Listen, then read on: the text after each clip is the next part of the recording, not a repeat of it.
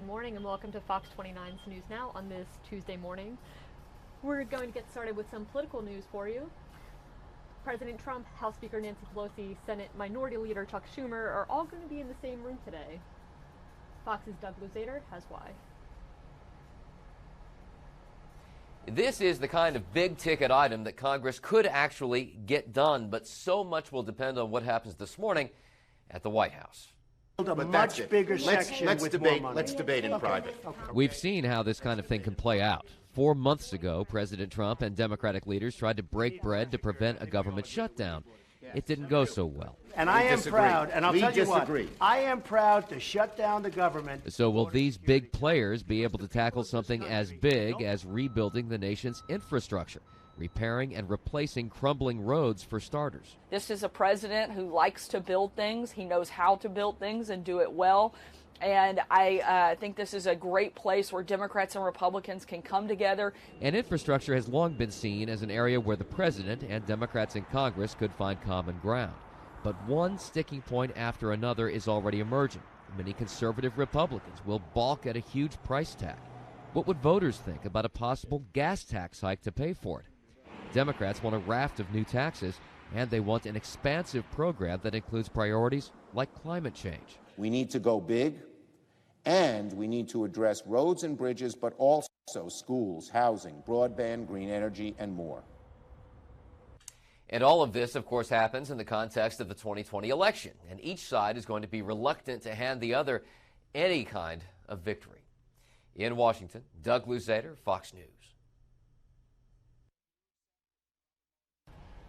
And in business news this morning, Marriott is pushing more heavily into home sharing, confident that its combination of luxury properties and loyalty points can lure travelers away from rivals like Airbnb. Fox Business's Deirdre Bolton has what you need to know. Marriott, not Marriott, is expanding its home sharing business. And so they're now the latest hotel operator to challenge Airbnb. Mm-hmm. Well, first of all, welcome. Airbnb needs some competition, don't you think? Doesn't everybody? Hi. Yeah, they do. But, you know, Airbnb, it's Deirdre, by the way, sort of has this lockdown, especially with millennials, on young, hip, cool travel, right? So Marriott is saying, okay, well, maybe we should pay attention to this. So Marriott did this pilot program in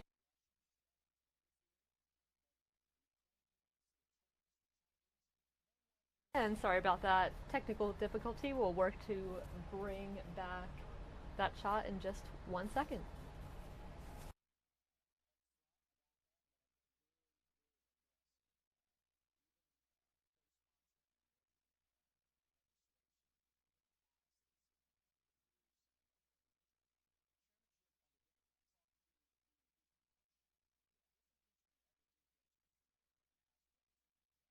Marriott, not Marriott, is expanding its home sharing business. And so they're now the latest hotel operator to challenge Airbnb. Mm-hmm. So well, first of all, welcome. Airbnb needs some competition, don't you think? Doesn't everybody? Hi. Yeah, they do. But, you know, Airbnb, it's Deirdre, by the way, sort of has this lockdown, especially with millennials, on young, hip, cool travel, right? So Marriott is saying, okay, well, maybe we should pay attention to this. So Marriott did this pilot program in Europe, which was really successful, and they got hold of some pretty high-end real estate properties, rented it out a la Airbnb. It worked really well in Europe. So now, drumroll please, they are going to expand that program here in the U.S. So I wrote down some of the destinations, pretty fancy ones. Bar Harbor, Maine is one. Lake Tahoe is another. So the initiative for Marriott, which is the largest hotel chain in the world, still pretty small as far as they go, but they're essentially hoping that if you're a business traveler and you're used to staying at Marriott and you enjoy staying with them for business reasons, that you will perhaps consider them in one of these properties. It's going to be about 2,000 of them for your next family vacation. They even very bravely put as part of the offerings or a bachelor party, which I think is indeed very brave advertising, but there you go there. And not for nothing, but Airbnb, we know, has been private for a little bit more than a decade. Yeah. It has a private valuation of $31 billion. And the side note today is they said, oh yeah, we are going to go public this year. So that's something that a lot of investors have been waiting for. So people will soon be able to very easily invest in Airbnb. Alex and Mike. Well, you know, Deidre, I just have one question. What is it? Is it going to be cheaper What's that? than getting a hotel room with Marriott? Or should I just pay for the hotel room where I can get somebody to clean and do all the They stuff? are going to price it a little bit more competitively, but like Lake Tahoe and Bar Harbor, Maine, I'm not Fancy. sure that it's going to be cheap, but it will be cheaper than what you could normally pay if you're paying per night. Right, Let's that's put it what I'm that saying, way. cheaper. But that's part of the appeal. Because that's why people love Yeah. Airbnb, because you Well, can get yeah. great deals. I have a feeling You this can get is great about deals. quality. Maybe the business traveler would trust the Marriott Corporation more than just everyday humans who have a house. Oh, that's true. And you have to just read all the reviews. Maybe they vet them better or something. I don't know. Yeah, and sometimes, you know, if you travel with kids, you don't want to have to go out or be in a restaurant 3 meals a day. If you have like Yeah. your own little kind of kitchen space, you know, you're not sort of dealing with kids with sticky jam fingers in restaurants 3 times a day. But the interesting thing is, because I'm kind of confused with Airbnb, you can find hotel rooms on Airbnb. You're darn right you can. Yes. So, I don't know. There's tons of overlap because I think both sides have realized, okay, we need to steal the best practices of the other, but at least in the hotel space here, the lodging space, the worlds are colliding. So get ready. Go ahead, plan a vacation. Ms. Bolton, are you related to John or Michael? No, neither. I must say I'm slightly more interested in the West Coast sunnier based one, but alas, neither. Yes. You should just say, yeah, I am. She's one. your own, I know, I should. You're your own Just person. type in long lost cousin. Exactly. Show up in LA, ready for a little Malibu beach fun. That's great. Check out Marriott out in Malibu. Marriott. Hey, Marriott. Sorry, it's Thank you, Marriott, not Deidre. Marriott. Marriott.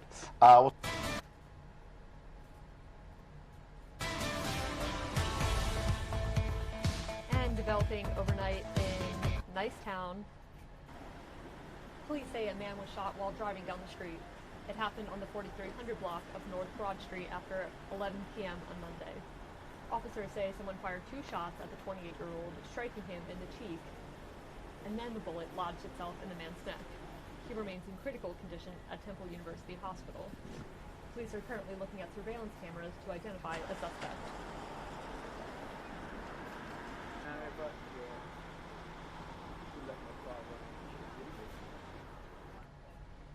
And 3 students are in the hospital after officials say they ate cereal bars laced with marijuana. It happened just before 11 a.m. yesterday at Martha Elementary School on the 700 block of North 44th Street in West Philadelphia.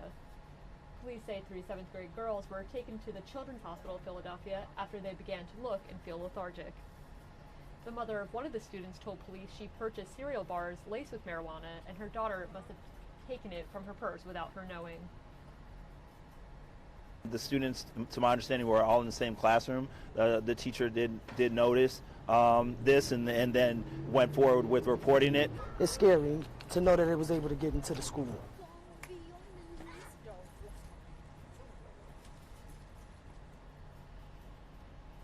And happening today in Delaware County, students are having a sit-in to protest 2 fraternities at Swarthmore College. Fox 29's Lauren Johnson filed this report. Students say they started their sit-in on Saturday here at the fraternity house, and they were quickly met by police. But they say they're standing their ground, and they plan to stay here until their demands are met. We don't have no faith in this admin to do what's right for us. We have no faith in the process of these task forces and committees, and so we need to show them that we're not leaving until they do what's right. What is the concern for people who are not a part of this fraternity? Why do students on this campus care so much? I'd say the reason for that is that at Swarthmore, the impact of fraternities on campus is not just isolated to their parties. What's unique here is that these fraternities are the only student groups on campus with exclusive access to a house. And because of that, they have a total monopoly on the party scene and the social scene here. I've never been to a fraternity party. I'm a freshman. I never entered the fraternity house except for now. But I live on a hall with multiple fraternity brothers. One downstairs has used homophobic language about me.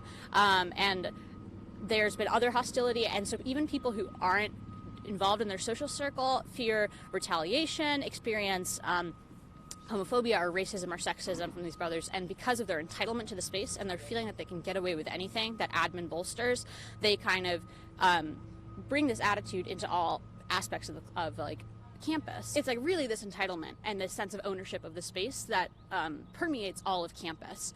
And so it's a way that it doesn't even affect just the people that are harmed in the fraternities. It's a system that at its very core is racist and misogynistic and exclusionary, and it really defines social life on campus. What's the goal here? What do you guys hope to happen?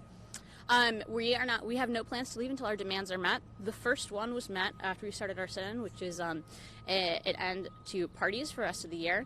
But our other demands are an immediate end to the leases for next year, a removal of the student who lives in the house to emergency housing. That's the bedroom they refer to as a rape attic, and a banning of Phi Psi and Delta Upsilon from campus. School administrators say they respect the students' right to protest peacefully, but they say they will not be making any decisions until the outcome of that independent investigation.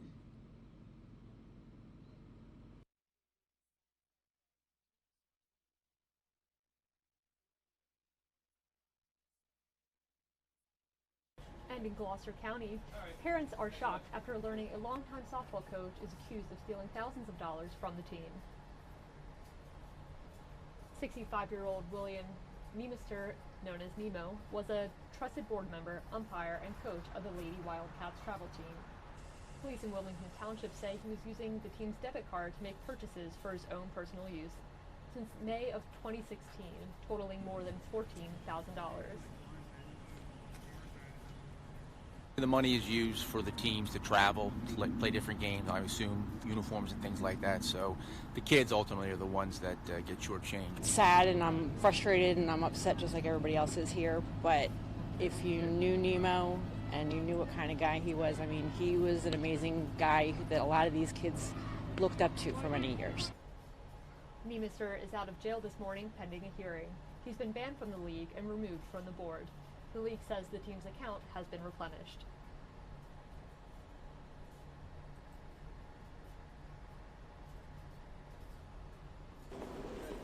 And an appeals court ruled that Bill Cosby must stay in prison while he appeals his sex assault conviction. Cosby's lawyers believe they'll get the case overturned because of trial errors. Their strategy is to challenge several rulings made by the judge, including a decision to allow other Cosby accusers to testify. Bill Cosby is serving a 3 to 10 year sentence for drugging and molesting a woman in 2004. Mr. Cosby, any...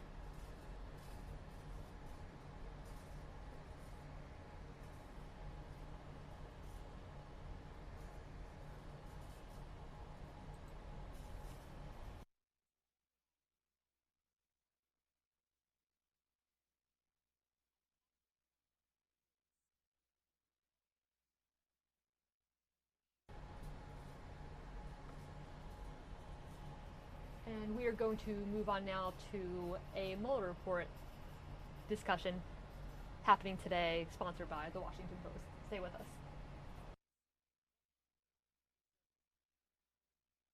Those. And a couple of days later, I went to his office. Michael Sussman, who is a lawyer at Perkins Coie, covers national security. It's just a few blocks from the Post.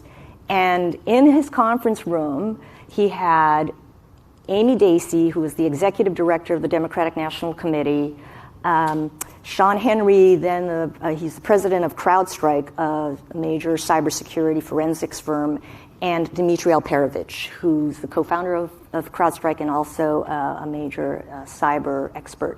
And they proceeded to walk me through an incredible tale of how they discovered that Russian government spies, hackers, had penetrated the computer networks of the DNC just a couple of months earlier. And in fact, there were two competing Russian spy agencies that had both hacked the DNC and had gotten hold of the entire trove, for instance, of this one spy agency did of the Trump opposition research. And so back at that point in time in June, this was a huge story, another break-in at the DNC, only this time through cyber means. But we thought it was traditional espionage, that the Russians were after information about the next potential president of the United States, be it Hillary Clinton or Bernie Sanders, who may be the Democrat, and no thought that, that it was going to be anything but that. And then about a month later, on July 22nd, WikiLeaks dumps 22,000 DNC emails out onto the internet. And instantly, I realized that this was no longer just traditional espionage. This whole thing had moved into a different sphere. It was information warfare. And I and some colleagues started to get a better sense that there's something else going on here. The Russians were not content just to steal information. They were actually trying, in this case, to throw some spanners in the works at the DNC convention, the Democratic National Committee convention, interfere in the democratic process.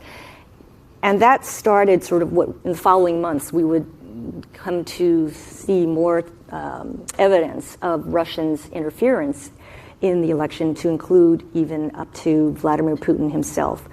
So this is just to say that at that point in time, that was just the first sort of tip of the iceberg of what would become several years' worth of really digging into a widespread and what Robert Mueller's called systematic campaign of interference in the 2016 election. And meanwhile, Roz, you and Tom Hamburger were already at the time chasing stories about Trump's ties to Russia. In fact, 3 days after Ellen's scoop, you and Tom and Michael Birnbaum published a story under the headline, "Inside Trump's Financial Ties to Russia and His Unusual Flattery of Vladimir Putin." So walk us through some of that early reporting, and what did you make of what you were finding at the time? Yeah, so in the sort of spring of 2016, Tom and I started talking to a number of people about two interesting things involving Donald Trump. One was Trump himself. By that time, he had already begun this sort of weird back and forth publicly with Vladimir Putin, sort of praising Putin as a strong leader, and Putin was sort of praising Donald Trump back, calling him a colorful personality. And, you have to think back to the context of the Republican primary campaign. That was incredibly unusual at the time. In 2012, Mitt Romney, the Republican nominee, had said that Russia was our greatest geopolitical foe. And that was much more in line with what other leading Republican figures were saying, like Jeb Bush on the campaign trail, Ted Cruz. And so to have a candidate who was so sort of open to Russia was really interesting to us. So we started looking a little bit at the financial history and started learning about this long history of Donald Trump's attempts to build a Trump Tower in Moscow, dating back to the late 1980s. We found a court deposition where he had talked about how he had promised one day the Trump organization would be in Moscow. And so we actually sent Michael Birnbaum, who was our Moscow correspondent at the time, to talk to the Agalarevs, Aras and Emin Agalarev.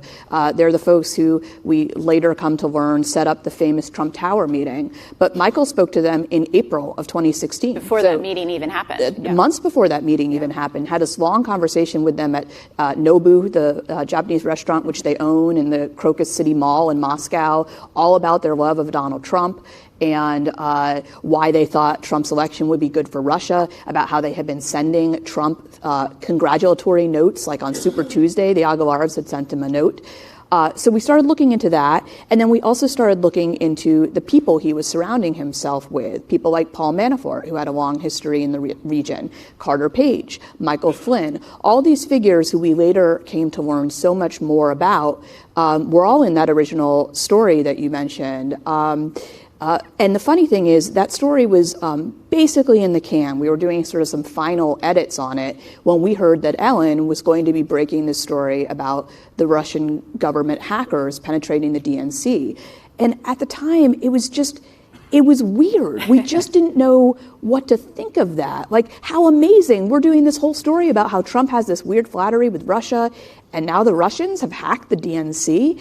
And, it was just very puzzling. And I think it took us a very long time, really, to understand how those two things might connect or not connect. I mean, really only until the report just came out. Yeah. Devin, let's talk a little bit about the investigation. We know now that it began in July 2016 very quietly. It wasn't until March 2017, a couple months after Trump's inauguration, that Comey publicly confirms it. By early May, he's fired. By June, we're reporting that the president himself is under investigation for obstruction of justice.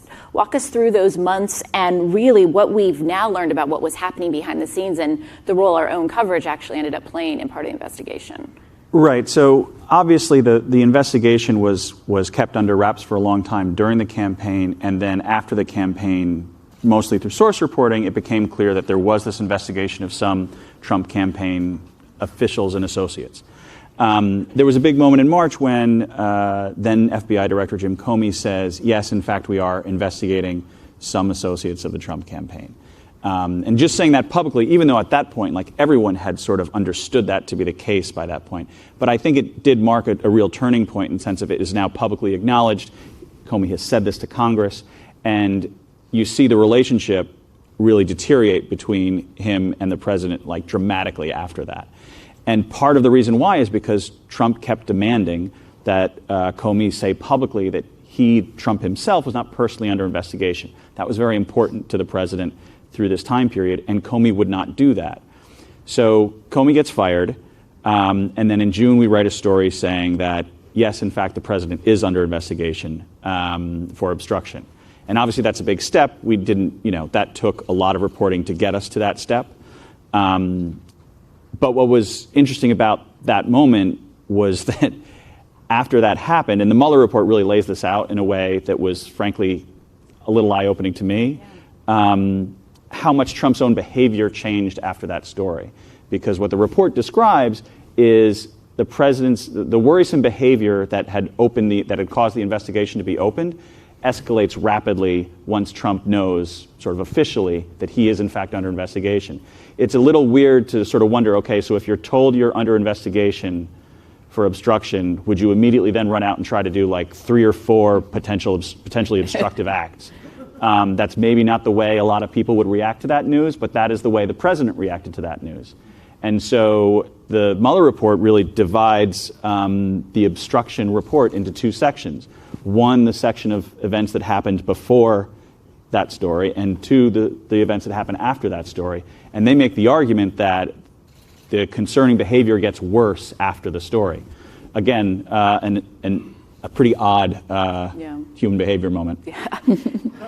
Matt, can you talk a little bit about the challenges of covering the special counsel investigation as a beat? To say this was a lockdown shop is sort of an understatement and a real rarity in this town, right? So we were, despite that, able to break some stories about some very early sensitive aspects of the investigation. Can you talk about that? Yeah, so Mueller's team, as everyone knows by now, doesn't leak, doesn't talk. And, that's not like me up here trying to protect anyone. That's true. And that makes covering the investigation very, very difficult. Covering any investigation is very, very difficult. The Justice Department, the FBI, they generally don't want to talk about the work that they're doing, certainly not work that the grand jury is considering or sort of sensitive work. So it was tough, but we managed to make some inroads that I can't really talk about to people who know about this kind of thing. And in the early days, when there's this mad scramble to figure out, well, what exactly is Mueller looking at? I mean, when Mueller is appointed, we just have this 4 kind of bullet point letter from Rod Rosenstein saying, well, they're investigating coordination and any matters that might arise from that. And we're like, well, what are those? And like, what counts under the umbrella of coordination. At that point, we have all these different strands that we know about. We know that Paul Manafort is of interest to the team. We know that Michael Flynn is of significant interest to the team because of his apparently lying to the vice president. We have all these strands, but it's like, what is Mueller most focused on? So in some of those early days, and this will kind of give everyone a sense of the backstory of the obstruction, Devlin gets a tip about the investigation kind of reaching into the White House and into top levels of the White House for the first time. And we didn't really know that. We knew they're investigating Russian interference, right, and possible coordination, but we didn't know of any kind of current hooks to the White House. So Devlin gets a tip on that. I run out to some sources, and we're able to sort of confirm, hey, they're looking at Jared Kushner, in particular these meetings he had with a Russian banker in December, kind of during the transition period.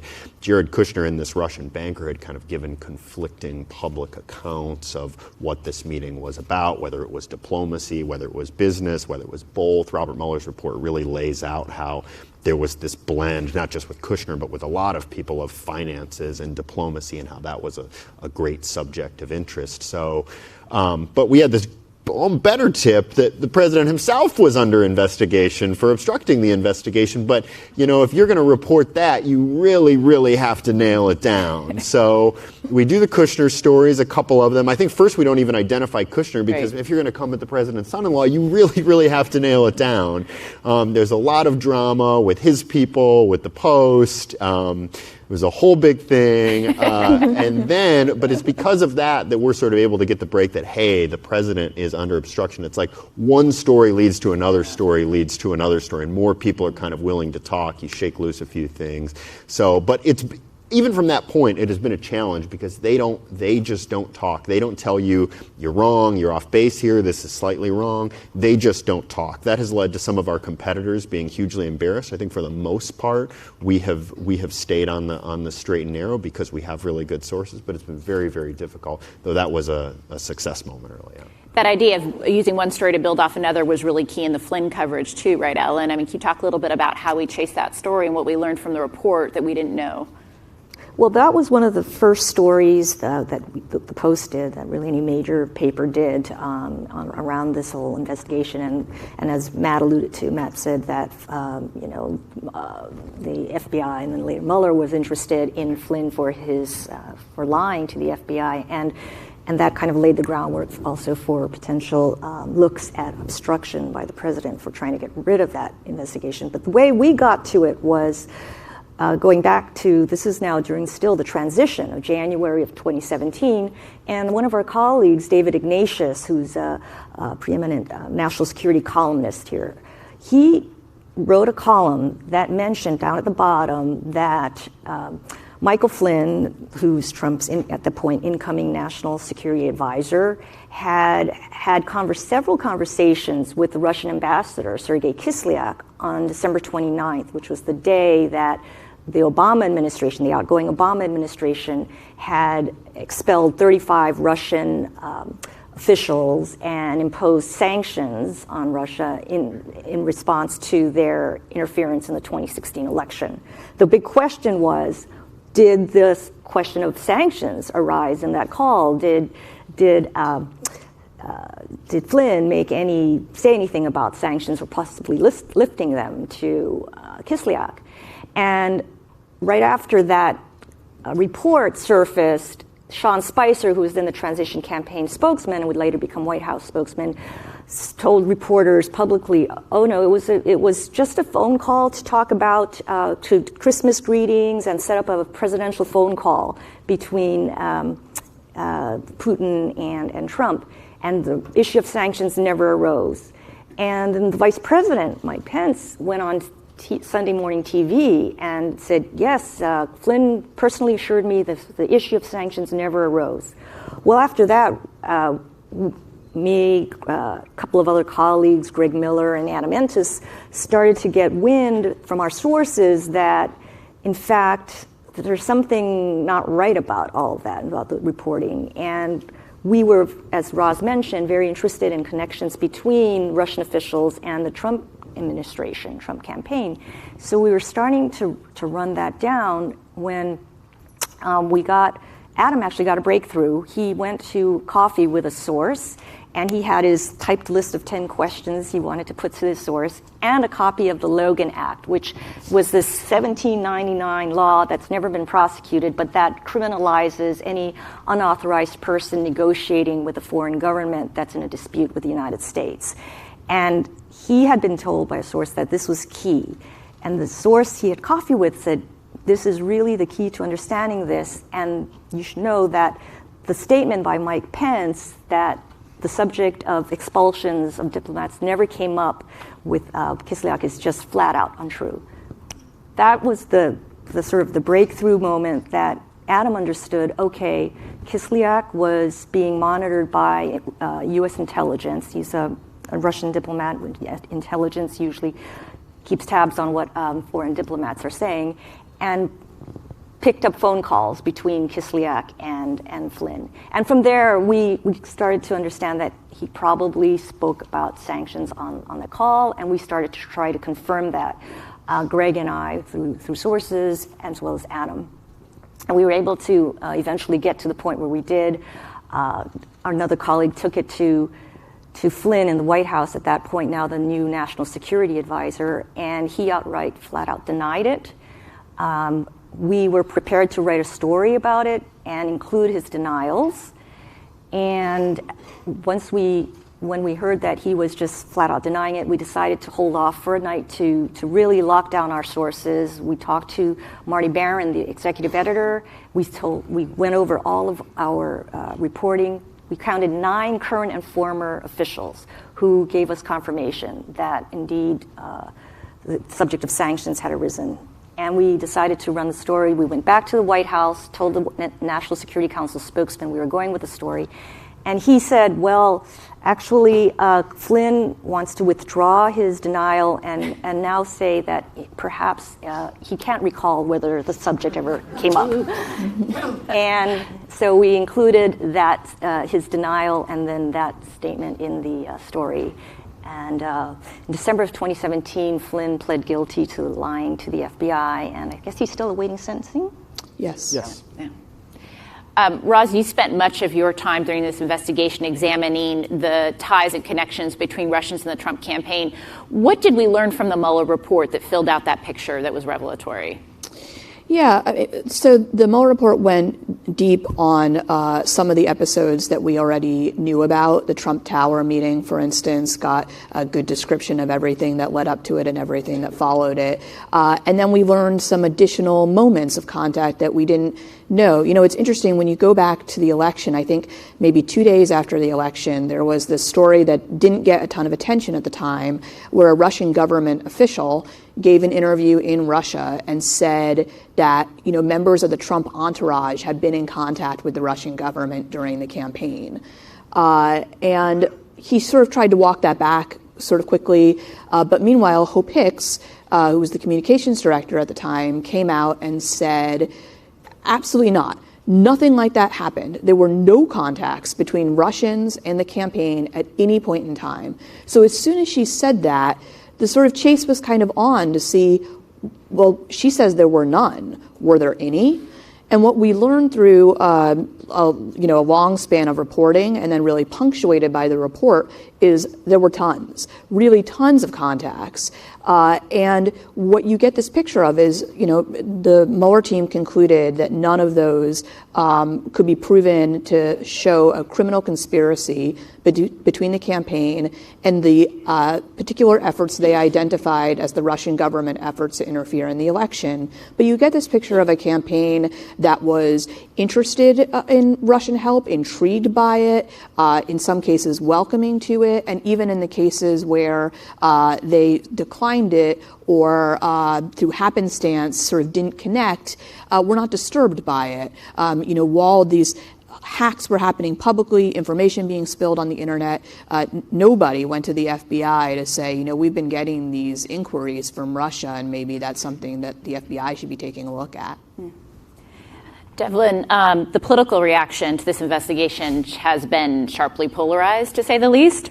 I think one powerful example was a response to the story we did in spring of 2017 that months earlier the FBI had obtained the surveillance warrant on Carter Page, a former Trump campaign advisor. Talk a little bit about how that informed that political debate. Right. So that's one that Ellen and I did, and with Adam, and that was a wild one because it took a long time to figure out, but once we got it out there, the public reaction at first was, oh my God, they were surveilling a former Trump campaign official. This must be a very serious investigation. A lot of times I think when the public hears about an investigation, they think, oh, there must be something terrible there. And that was certainly a part of the reaction. But the immediate counter-reaction to that politically was, oh my God, this just shows how terrible the FBI is and how, they're spying on a campaign.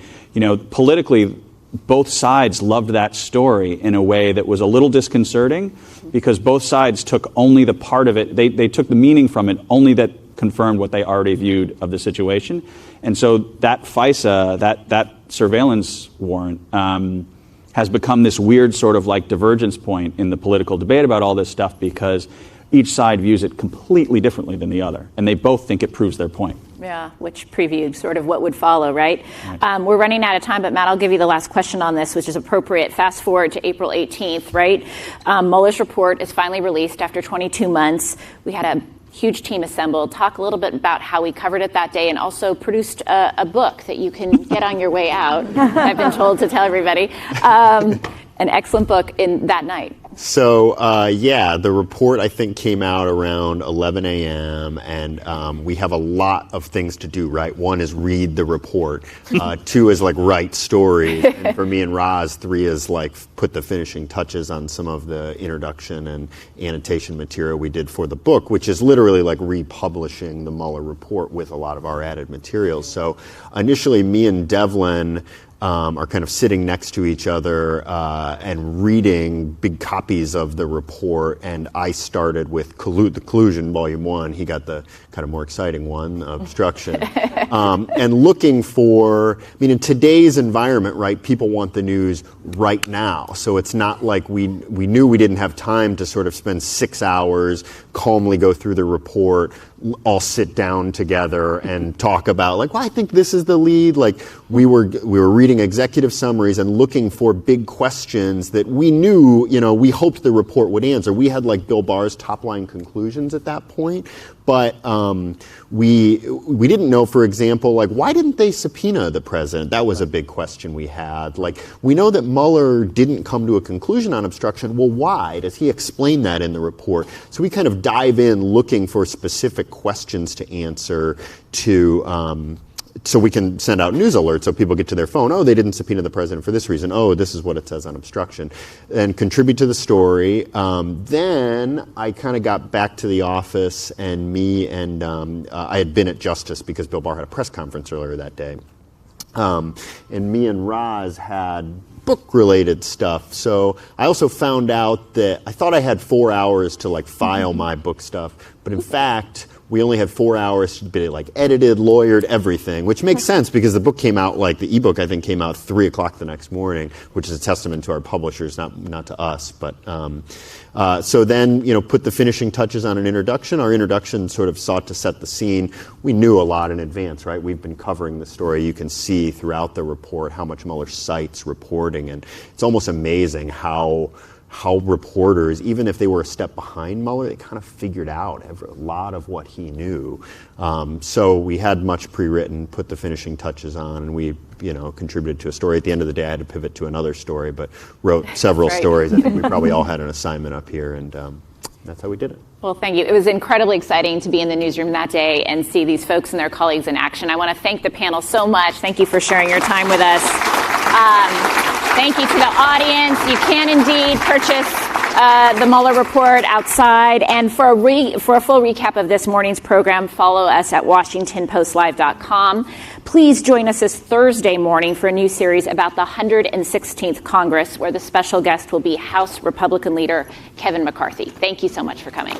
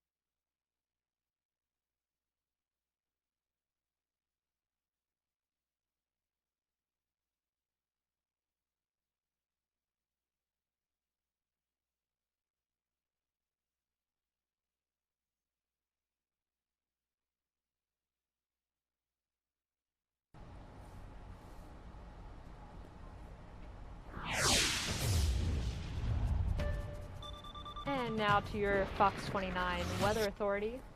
The Philadelphia area is slated for a warm and cloudy Tuesday following a relatively chilly Monday. Fog and drizzle will kick off the day Tuesday with the chance of a stray shower possible. Sunshine will peek through eventually, taking us into the mid-70s. Temperatures are expected to drop to the low 60s by Wednesday to accompany some cloud coverage and spotty showers. But by Thursday and Friday, temperatures will soar into the mid-80s.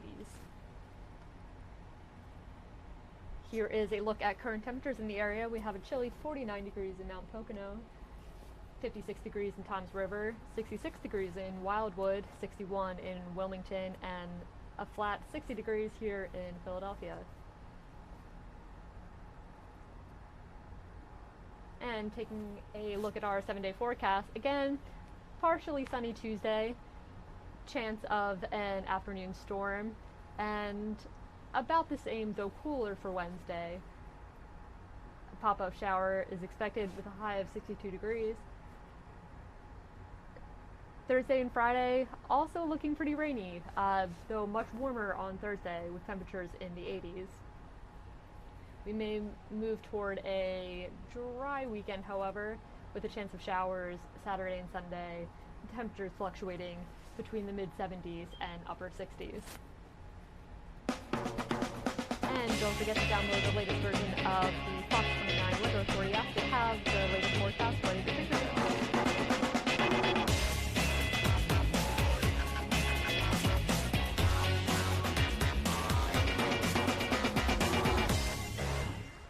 Are you that excited to be here with us? I am, and actually I got this as a little memento for winning that. So I love it. Yeah. I am so excited to be here. That's great. We are getting right into wedding season, and there are so many great wedding trends out there. I think at the end of the day, it's really about what do you want as the couple getting married. Here's the downside of this segment. My favorite is first. Well, you know, I love this cake. It's beautiful. Thank you. So this is actually two trends in one. Okay. Marbling is a huge trend because it's a great way to incorporate color and also pattern, and it's one of a kind. I could never recreate this marble pattern even if I tried. And then the second one is decal edging, and that's something that we actually take from paper making. So we basically sort of tear the edges of the fondant. It looks like paper. It does look like paper. And it's just been ripped. Yeah, and that's kind of exactly how we do it. And again, it's another way of doing one of a kind. I could never recreate this if I wanted to. Does the cake taste any good? It does. This is actually our most popular flavor, which is champagne cake. Ooh. We've got a sweet mascarpone filling and some fresh strawberries in there. So it reads really well on the menu. Champagne cake. That sounds like something that I would want to eat. So good. Can you eat fondant? Yes, you can, and it actually tastes delicious. I love the taste of fondant. I think it's really good. It's great. All right. It is good. And are those shells on top of it? These are oyster shells on top because we want to talk a little bit about toppers. And I think that that's the way to incorporate your personal story. So in this case, we've sort of made believe that this couple is really sort of on the shore, that, you know, around the bay or whatever. So we've got oysters here. And then the next one, I've done a little coffee cup. What a great way if you enjoy, you know, like locally roasted coffees or whatever. That could be part of your story. This almost looks like a cloth or material. It's like a wicker basket. Like a basket weave, exactly. Kind of going a little bit more on a traditional or rustic sort of feel. Yeah. And then we've also done something. These are cute little beer steins and little teeny little wine glasses. So maybe you're into like craft beers or craft winery or whatever. What a great way to sort of top your cake and tell that personal story. Now this one kind of reminds me of the naked cakes that are out there. Yeah, there's naked and semi-naked, and we call this one peekaboo because she's just giving you like a little shoulder, just a little bit there. Yeah, I exactly. like that one. Now the color on these, I love it. Because who says they have to be white? They do not have to be white. I mean, you know, jewel tones is really, really popular. And also, you don't have to put things on a traditional cake stand. As long as it's a flat surface, look at the cake that'll stand support here. it. It's a stack of books. So we've done some books. What a great way to maybe do that. Something old, something borrowed. You know. And you got your something blue. Something blue right here. This cake stand I actually made. It's the base of a lamp. Oh, wow. And then I just put a piece of wood on top. And then this third one I really love because it's juxtaposition. We have nice, clean, sort of industrial look, meet with rustic. And this is just two pieces that I bought at a discount store, and then we put them together. Simple as that. So you don't need something like, if you're trying to scour the internet for something, just make it. It's super easy. Before I'd mentioned that I like these cupcake towers. I don't know if they're still on trend or not, but these aren't cupcakes. What would you say? These are mini cakes, and I think that this is a great little trend. A lot of couples are going for a small cake, and then they're doing like a dessert buffet or whatever. And how cool would this be that this is actually your favor that you're giving your guests? So they get their cake, they eat it too, and you've kind of done double duty. Look how cute they are. We've boxed them up. So what's the difference between a cake and then a cupcake? Is it because the icing's on the sides as well? The cupcake is actually baked in the form that looks like a cup, hence cupcake. You don't like cupcakes, do you? Not a fan. If the check clears, I love cupcakes. I know that's right. But I think cupcakes is a little bit more akin to younger crowd. Yeah, So this is like the adult cupcake. This is the adult cupcake. The whole this thing. is that we're grown up now. We're going to spend our life together. Let's have these adorable little cakes for all of our guests. This is still my favorite down to the end. The one that looks like paper. I really like that. Very artistic feeling. I think that the wedding cake is the final member of the wedding party. And I think it should have its own moment in the sun. It should be unique. But then we cut it up and it all goes away. And then we cut it up and then we eat it and then it all goes right here and then everything is great. Just like the marriage. Good to see you. Thank you so much for having me. These are great ideas. Okay, we're going to eat. You do whatever you want to do. Well, let's eat one of those. And more on Good Day This Morning. Burger King is getting into the veggie burger business. But there are several places right here in our area that have their own, and they're pretty popular. The chefs joined Good Day This Morning with more. The reason why we're doing this veggie burger segment, Burger King came out with something they call the Impossible Whopper. It's a veggie burger. And it's delicious. It's so phenomenal. They tested it out in St. Louis. They said, we're going to take it nationwide. Okay. But we wanted to say, what's the best right here in Philadelphia already? Because we have fabulous restaurants that carry kinds of vegetarian burgers. So we're looking around at these different food websites, and you 5 chefs, owners, veggie aficionados came out on top. Okay, so let's meet everybody. What's your name, sir? My name is Carlos Silva. And what is the name of your place? It's called National Mechanics. Oh, it's right over here, right? Yeah. On 2nd? It's in 3rd Street, on 3rd between Street. Market and Chestnut. Yeah. Oh, you're our neighbor. Yeah. Yeah. What makes yours different, the veggie? My veggie burger is different because it's fresh vegetable who's been cooked kind of like a stir fry. Just a little, it's raw inside, a little bit, really high heat. And then it's totally vegan. They have a little bit of the panko just to make it a little bit, bind it together. It does look like stir fry on a bun. Kind of, yeah. And it has some spices that I cannot say it, but parsley, some dried tomatoes. Love it. And the bread is vegan. Oh, it's vegan. Really delicious. It's not gluten-free. Right. But it's totally vegan, the burger. And it's on the menu. It's on the menu all the time. We've been there for 12 years. It's 200 a week we sell it. I love your place. That's good. All right, woman with a big knife. Who are you? Hi, I'm Michelle Levine from Hip City Veg Restaurant. How's Nicole? Oh, she's fantastic. Please say hello. She's so good. She's super busy right now opening up a couple new restaurants. Suburban Square and Radnor, Spruce Street Harbor coming up. So 4 restaurants, 3 months. You want to come help? I'll be happy. Now, what makes yours different here? Yeah, so we have a Beyond Meat burger, which we just introduced to Hip City Veg. So, like Impossible, Beyond Meat is kind of a little bit of competitor in the marketplace, but they're doing phenomenal things. For Hip City Veg, definitely something that keeps us a little bit more intrigued from the guests is having familiar food at a convenient Cut it affordable open. price. Can you chop that So in what half? is it if it's not meat? I'm always skeptical of things that are supposed to taste like so meat it's but aren't. actually going to be pea protein, also mung bean, which is a legume. As well, it's delicious. I've had mung bean and pea protein. We do the pea milk. I don't know if I've had the mung yet. So so we have the burger right here. It's I'll hand it PEA, over to by the you. way. Yeah. Well, Nick, do you want to try it? Really? Really? Really? No, I'll come back because we've got to do some talking. Sir, what's your name? Tim. And where are you from? Lucky's Last Chance. Oh, I Tastes love like that meat. place. Tastes it like really meat. does. That is a shock. Because I think they never taste like meat. That's really. Tell me about yours. So this is our Peace, Love, and Veggie Burger. It is a black bean-based patty. May I take this off? Sure. Okay. Just so we can see what. So we season the patty with curry and some other spices, so it's got some kick to it. And then we top it with fresh pico de gallo and guacamole. Wonderful. Do you have a name for it or just veggie? Peace, Love, and Veggie Burger. Oh, that was Peace, Love, and Veggie Burger. Yep. Okay. that one. I'm going Who's in. up next? I'm Marlo from Punk Burger. Uh-huh. And describe, these things are huge, first of all. So this is our Punk signature Beyond Burger. Okay. So it's also the Beyond Meat Burger. Tell me about the layers. And we have avocado on the bottom. We have the Beyond Burger in the middle. It's topped with Daya vegan cheese, so it's dairy-free, soy-free cheese, and then our signature onion rings. Where's Punk?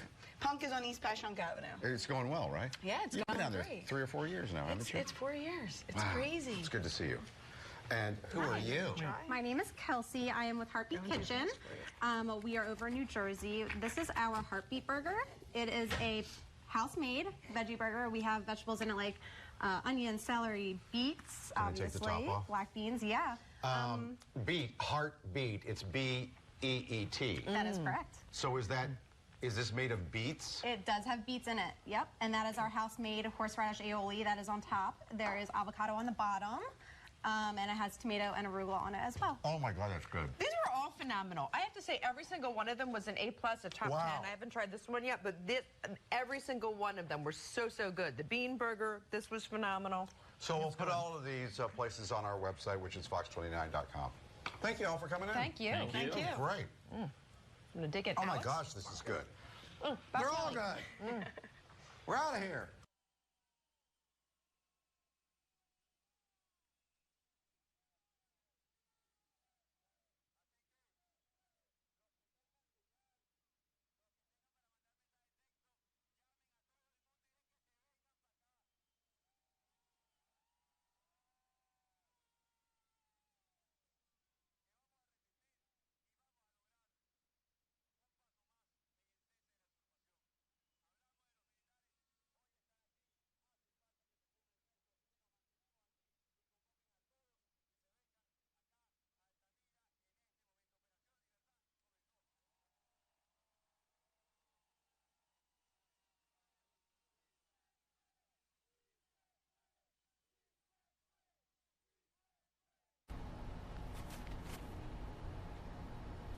And in Delaware County, student protesters at Swarthmore College occupied an on-campus fraternity house Monday following the leak of documents purportedly describing some members' derogatory comments and sexual assault jokes. The demonstration is aimed at shutting down the Phi Psi chapter at the private liberal arts school in suburban Philadelphia. On Monday morning, about 30 students were sitting at the college-owned building, which is mainly used for Phi Psi parties and other social activities. As many as 100 protesters were there over the weekend. We're trying to force the college to make the right decision on this, senior Morgan Goldberg, 22, said. Earlier this month, 2 campus publications, The Phoenix and Voices, released internal Phi Psi documents from 2012 to 2016 that they say were anonymously leaked. The redacted documents included jokes about sexual assault, derogatory comments about women, minorities, and the LGBTQ community, videos and photos of sexual encounters where all parties may not have been privy to being recorded, and even referenced a rape addict. The college said Monday that the authenticity of the documents has not yet been verified. Goldberg said that the school must terminate the fraternity's lease. Signs hanging read, "This house is ours," and "Nothing has changed. Admin knew all along."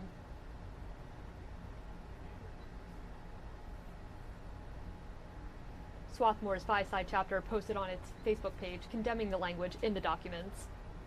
"They are not representative of who we are today," the post read.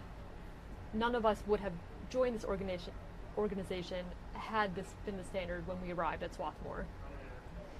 After the protest started Saturday, Swarthmore College President Valerie Smith suspended activities at both Phi Psi and the school's only other fraternity, Delta Upsilon. But demonstrators want the school to go even further. "We don't think fraternities have a place on campus," Goldberg said. The school's only sorority functions as a community organization and does not have an on-campus house like the two fraternities. It does not hold parties, she said. Swarthmore is home to about 1,600 students and is located about 11 miles southwest of Philadelphia.